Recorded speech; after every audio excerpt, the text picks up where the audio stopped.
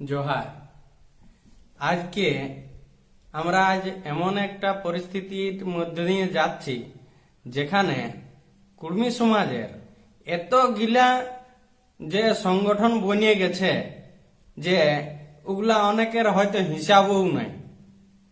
যখন কোনো ছানা সে অলিম্পিকে গোল্ড মেডেল জিতে আসুক বা কোনো খেলকুদে অংশগ্রহণ করে ফার্স্ট সেকেন্ড থার্ড হয়ে আসুক, তখন বড় বড় র্যালি বাইরে।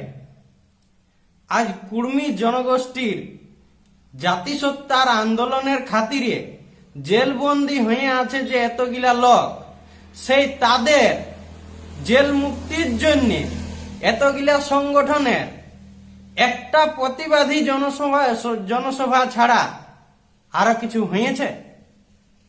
একটা র্যালি বাইর হয়েছে, একটা পদযাত্রা হয়েছে? এতগুলা যে সংগঠন, কর্মী সংগঠন, বাকি সংগঠন গুলা কি করছে? বাকি সংগঠন গুলা কি এমনি এমনি তালে বেতালে ঝোলে ঝালে চালান দেওয়ার জন্য, নাকি অন্য আশায়? কি স্বার্থে তারা চুপ হয়ে আছে এখনো পর্যন্ত?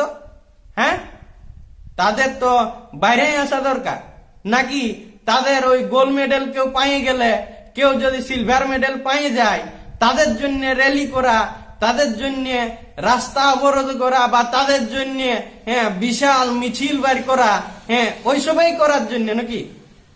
বাকি তোদের আর কোনো দায় দায়িত্ব নাই সমাজ খাতির। আমি যদি জেলবন্দি হয়ে যাই কালকে, আমার জন্য কেউ লড়বিস মনে হচ্ছে? আমার তো মনে হচ্ছে না। শুধু একটাই আদিবাসী কর্মী সমাজ জনসভা ডাকবি আর বাকি গিলা চুপচাপ থাকবি, তারপরে বলবি আমাদের সংগঠনে কেউ যোগ দিচ্ছে নাই, আমাদের সঙ্গে কেউ নাই। অমন বললে কি করে হবে?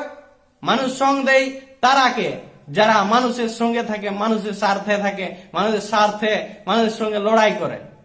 যারা তাদের সঙ্গে নাই তাদেরকে কেউ ভালোও নাই আর দেখাও নাই। কোথায় জনসংখ্যা বাড়বে? র্যালি বাইরে হবে, মানুষগুলা যতগুলা জেলবন্দি আছে জেলের থেকে বাইরে আসবে, বাইর করায় আসার জন্য তাদের জন্য তাদের ব্যবস্থা করতে হবে, তাদের জন্য কথা বলতে হবে। নাই বললে আর কি করে চলবে? ওরকম তাদের জন্য অবশ্যই চেষ্টা করা সব সময়। জোহার, জোহার, জোহার।